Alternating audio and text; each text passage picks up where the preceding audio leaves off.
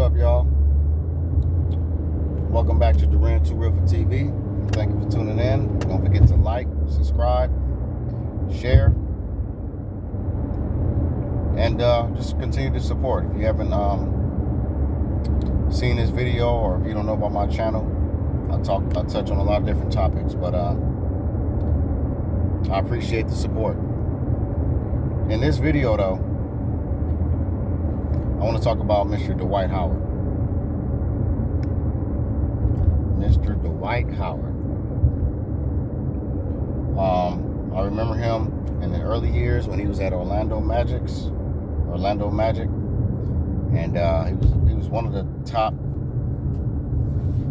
power forward / centers when he came in the league. Maybe behind Shaq, Duncan, Kevin Garnett. You know, I would say he was in the top 5 when he was, I would say after his 3rd or 4th season as a Magic, he was a top tier center / power forward. He wasn't a great scorer.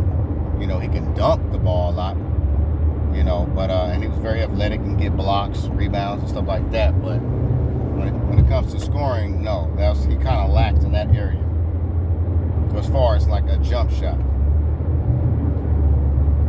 But throughout his career, you know, after he left the Magic, he had a situation where he was recovering from a back injury, and then he ended up going, I think the Lakers was the next team he ended up going to, and he didn't live up to the expectation. Me being from LA and being a Laker fan all my life, I think I speak for a lot of LA Laker fans and LA natives. We didn't feel like he lived up to the expectation.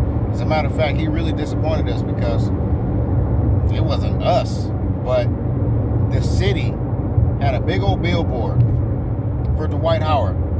I forget what street it was off of, but it was definitely in the city. And it was basically saying, in so many words, I don't want to misquote what it said, but in so many words it was saying, Dwight Howard, we want you back. We want you to stay. Don't leave us. Sure enough, he left. He ran over there to Houston. So when the city put themselves out there for Dwight Howard and still believed in him after he gave us one season when he was recovering from his back surgery, and you know, him and Kobe kind of clashed a little bit. He didn't really, you know, I think the stage was too big for him. When you under those lights in LA, it's an expectation on you. You got all eyes on you. You might as well be Tupac, because your greatest attributes will be highlighted and revealed, but also your weaknesses will be exposed, and it's magnified when you're playing in LA, especially for the Lakers. Not to be overhyping the Lakers, but that's just kind of what it is. So I really didn't, you know, as an athlete, I wasn't rocking with him. I was like, man, you a coward, bro. You a lame. Like, you got your best chance to win a championship in LA, and you gonna run to Houston like a little coward? Dwight Coward. We were calling him Dwight Coward for a while. But anyway, as he was going to his different teams and stuff, we started seeing some suspect stuff he was doing. You know, a lot of us saw that moment when he grabbed, I think he was a rookie, but it was very inappropriate and a violation. He put his hands on just some boy's genitals. He just grabbed a handful right in between his legs, right before he sat down. And Dwight Howard was all laughing and stuff. So, a lot of people questioned his sexuality then, even when he was in the league. But there was nothing that came out, or he never addressed it. Dwight Howard never addressed those rumors. He kind of just would play it off and talk it off like he would always do. But two things: God don't like ugly, and what's done in the dark comes to light eventually.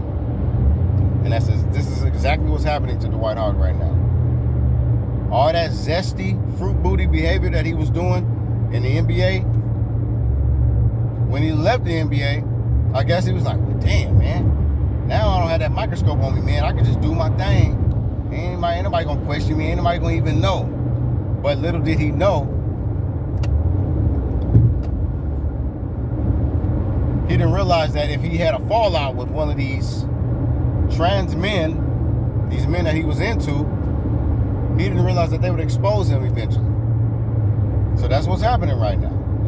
One of his sexual partners is exposing him and accusing him of taking advantage of him, making him do sexual favors without his consent.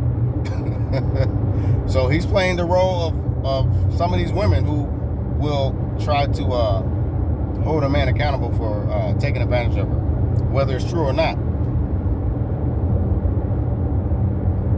And at first I was like, dang, I still want to get this dude the benefit of the doubt, even though I was like, nah, he probably is suspect. But I mean, he probably is on that type of time. But you know, I try to give people the benefit of the doubt because I know how a lot of propaganda can be spread. He was recently married, which was suspect anyway, because all that zesty stuff he was doing prior to him meeting that girl that was at the Sparks. I apologize, I can't remember her name right now, but she's a very attractive young lady. But I was already suspicious of that marriage. I made a video in the past saying that I felt like they staged that marriage. I felt like that was all done to try to protect the sexuality of Dwight Howard. I felt like it was done ultimately to cover up the sexuality of both of them, because if I'm not mistaken, I think that young lady is a lesbian too. So Dwight Howard is allegedly gay, and this young lady who he was married to is allegedly a lesbian now. So once they break up from this marriage, all of a sudden they're into the same sex now. I felt like it was a fake marriage. Or if it was real, I feel like they did it because it was for some kind of agenda, or because they didn't want the public.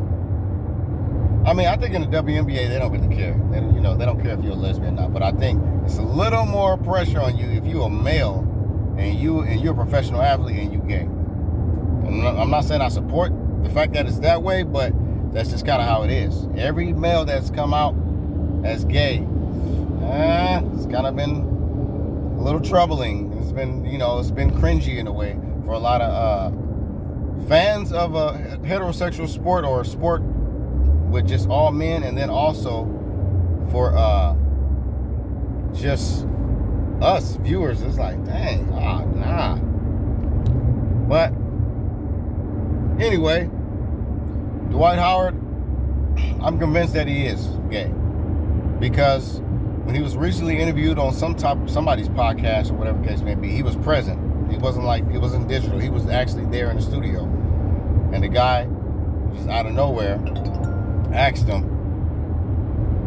Out of nowhere, he asked the dude. He was like, "Hey, man, I don't care, man. I don't care what people do in their bedroom, personally. But the people want to know. So I just gotta ask you, man. Like, are you gay?" And Dwight Howard was like, why is that important to you? Why does what I do in the bedroom? I say, yeah. It was right when he said that, I said, yeah, he gay. Dwight Howard it's finally revealed to us that you really are gay, bro. Nothing against anybody that's gay. This is no disrespect to anybody. But Dwight Howard has been disrespectful to y'all. Gay men, whether you're trans, all of that. Dwight Howard has been playing with y'all's reputation, because there's a protection and a cult behind y'all. And Dwight Howard has been playing both sides of the fence. He want to act like he's heterosexual in the public eye, but in private, he with all the smoke, the gay smoke. So this is his karma for playing with people, playing with the emotions of people that are curious about it, even though they probably shouldn't be that curious about that. But it's playing with the emotions that of the people that were curious about it or that have questioned him about that, and he's denied it. And also the people that he's been involved with, though. You know, but it is what it is, man. I hope now he can come on out, join the LGBTQ plus, bro. They will embrace you, but you're gonna have to apologize to them, sir. You're gonna have to like own up to the fact that you played them. You gotta own up to the fact that you denied your sexuality, and you were afraid to come on out when we're in 2023, and a lot of people are coming out. It's okay, bro. You good. Ain't nobody gonna take somebody be stupid to just go over here and just pull a hate crime on someone who's gay at this point. That's not gonna be the case no more. So I would only hope that now that you have been exposed, sir, I would hope that now you can man up and be your true self, and maybe you won't have to live in denial or live like you're in a bubble anymore. You can bust that bubble now, sir. Pause. Bust the bubble and be free, man. Cross-dress, put on your makeup, your mascara. Do what you got to do, man. Do what you got to do.